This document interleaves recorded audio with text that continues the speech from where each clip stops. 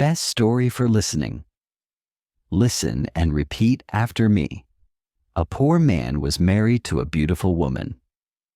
The man and his wife never quarreled. The husband loved his wife.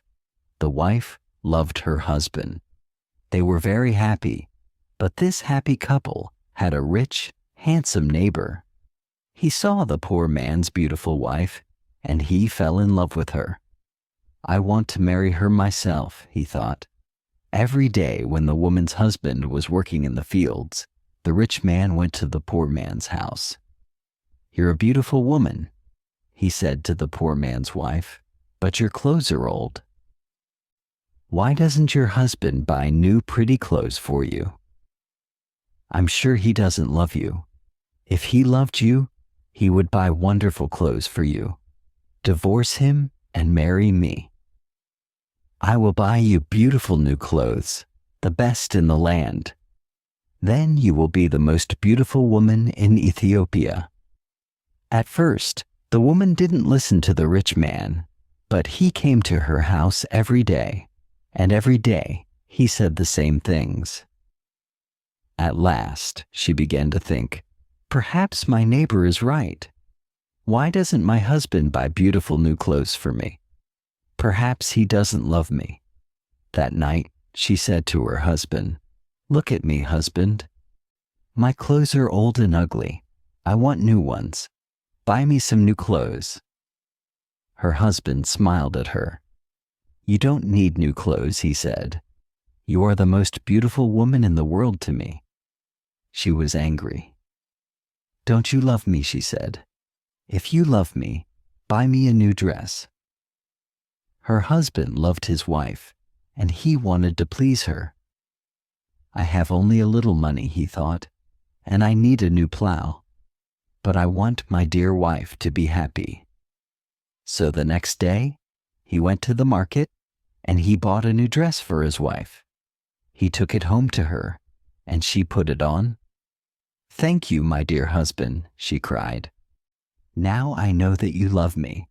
When the rich man came to see her again, she was wearing her new dress. "You see," she said to him, "my husband loves me very much. He bought me this beautiful new dress." The rich man shook his head. "But a good husband doesn't only give his wife new clothes," he said. "He gives her gold. Where's your gold necklace? Where are your gold rings? Why doesn't your husband give you those?" He opened a box and showed her some beautiful gold jewelry. "Look at these," he said. "Divorce your husband and marry me, and I will give all these to you." The woman did not listen to him. "Go away," she said. "I love my husband, and he loves me, and we are happy together." But the rich man came again every day, and every day he showed her the box of jewelry. At last she began to think, perhaps the rich man is right. Why doesn't my husband buy gold for me? Doesn't he love me? That day she didn't make a fire. She didn't cook a meal. Her husband came home late after a long day in the fields. He was tired and hungry. "There's no dinner for you tonight," his wife said. "You don't love me." "What?" her husband cried. "But my darling, I love you more than anything. You are the most wonderful person in the world." "Then why don't you buy me some gold jewelry?" she said. When a man loves his wife, he gives her a gold necklace and rings for her fingers. Her husband looked worried. "I spent money on her new clothes," he thought. "How can I find more for gold? I'll go and see my brother. Perhaps he will lend me the money. I must buy gold for my dear wife. I want her to be happy." The next day he went to visit his brother. "Lend me some money, brother," he said, "and I will work for you in your field." "All right," his brother said, "but you must work hard. There are many stones in my field, and you must move them all away." Her husband agreed and took the money. He went to the market and bought some gold jewelry. Then he took it home to his wife. His wife was very happy. She put the necklace around her neck and put the rings on her fingers. "Look at me," she said. "Am I not beautiful?" "You're very beautiful," her husband said. "If you are happy, I am happy." She put her arms around his neck. "Thank you. Thank you, my dear husband," she said. "Now I know that you love me." The next day, her husband went out very early before the sun rose in the sky. He ran to his brother's field. It was covered with stones. "I must work very hard now," he thought. "I must start early and stop late. I must pay my debt to my brother." His wife was working happily at home. "I'll make a wonderful dinner for my husband tonight," she thought. "He gives me wonderful presents. He works hard for me. I know that he loves me." "Hello?" a voice called out. "Are you there?" The woman went outside. Her rich neighbor was there. "Ah, it's you," the woman said. "Listen, neighbor, you were wrong about my husband. Yesterday he bought me this beautiful jewelry. He loves me very much and I love him. I will not divorce him. I will not marry you." The rich man was worried. Her husband loves her too much, he thought. If I want her, I must be clever. At last he said, "Your husband gave you clothes and jewelry, but I can give you more than that." "What? What do you mean?" the woman cried. "Can your husband make miracles?" the rich man asked. "Miracles? No, of course he can't make miracles," the woman answered. "Only God can make miracles. Men cannot make them." "But I can," the man said, "because I love you." Love can make miracles.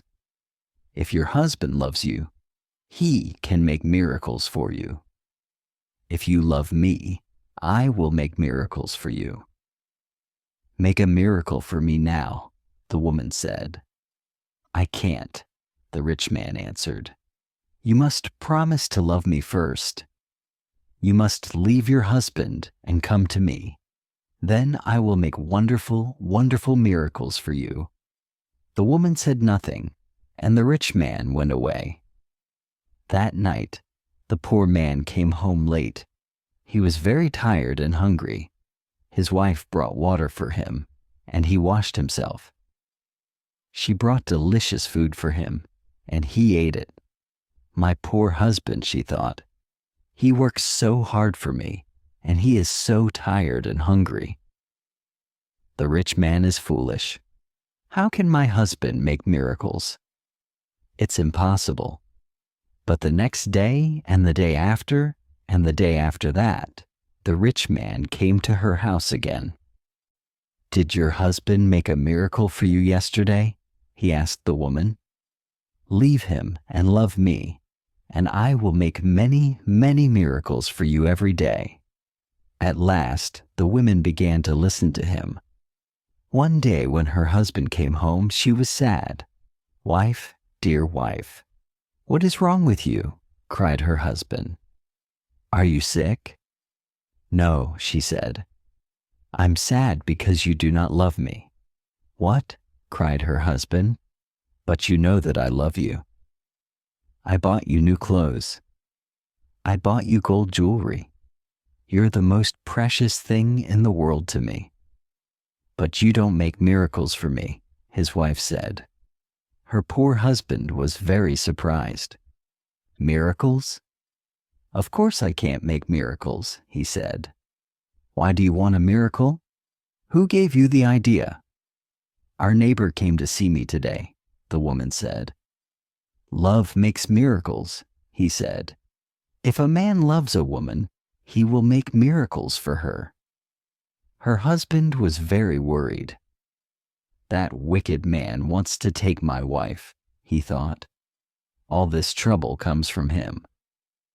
When he first came here, she wanted new clothes. Then she wanted gold jewelry. And now she wants a miracle. What can I do? If I don't make a miracle, perhaps my wife will leave me and marry him. The next day, he went slowly to work in his brother's field. I must pray, he thought. Only God can help me now. He looked up to heaven. Oh Lord God, he prayed. Please help me to make a miracle. I love my wife and I want to keep her. Don't let this rich man take her from me. He worked all morning. He was moving stones from his brother's field. In the middle of the day, he sat down under a tree to rest. A man was sitting there already. Who are you? The poor man asked. I am a wizard, answered the man, and I have a gift for you. Look, here are 2 sticks. They make miracles. Miracles? The poor man said. He was happy now. What kind of miracles? If you touch a person with the first stick, the wizard said, he will become a donkey. The poor man thought of the rich man, and he smiled. A donkey? He said. That's very good. And if I touch him with the second stick, what will happen? He will become a man again, said the wizard. The poor man took the sticks and jumped up. Oh, thank you, my friend, he said. I prayed to God and he sent you to me. Now I can keep my wife and punish my enemy. He ran home. Wife, he called out. Come here. I'm going to make a miracle. His wife came out of the house. A miracle? She said. What miracle? Look, said her husband. He touched her with the first stick. At once, she became a donkey. She lifted her head and tried to speak, but she could not. Hee-haw, hee-haw, was all she could say. Her husband touched her with the other stick. At once, she became a woman again. Husband, that's wonderful, she said. It's a real miracle? How did you do it? I prayed to God, her husband said, and he helped me. And now, wife, I am going to punish my enemy. Your enemy? Said his wife. Who is that? You know my enemy, her husband said. He was looking at her. He wasn't smiling now. It's the rich man, our neighbor. He comes to our house when I am working in the fields. He gives you bad ideas. Ask your husband for new clothes, he says. Ask him for gold jewelry. Ask him for a miracle. Am I right? Did our rich neighbor give you all these ideas? His wife said nothing. And did you listen to him? Her husband went on. His wife did not look at him. She was ashamed. I'm sorry, she said. It's true. He said all those things. He wanted me to divorce you and marry him. And I listened to him. And do you want to divorce me and marry him? Her husband asked. She looked at him. Her eyes were full of tears. No, dear husband. I want to stay with you forever, and I will never listen to him again. Then take this stick, her husband said, and touch the rich man with it. He gave his wife the first stick, but he hid the second one in the roof. The next day he went to work. Soon the rich man arrived at the woman's house. Well, he asked her, and can your husband make miracles yet? Yes, she said, and she touched him with the first stick. At once the rich man changed into a donkey. Now, said the woman, you can go to work and help my dear husband. She took the donkey out to the fields. Her husband was working there. He was moving stones from his brother's field. Ah, he said, a donkey. Now I can finish the job quickly. From that day, the poor man gave the donkey many heavy loads to carry. The donkey carried stones away from the fields. It took sacks of teff to the market. And it brought flour and coffee home again. For many years the donkey worked for the poor man. The poor man was not so poor now. The donkey was helping him. He was becoming richer. One day the poor man looked at the donkey. It was tired and old. It stood still. Its head was bent down. The poor man was sorry for it. He went into his house and brought out the second stick. Then he touched the donkey with it. At once the rich man stood there. But he was not a handsome young man now. He was old. His back was bent. He was very, very tired. "You tried to take my wife away from me," the poor man said. "That was wrong. Go home now. Don't look at other men's wives again."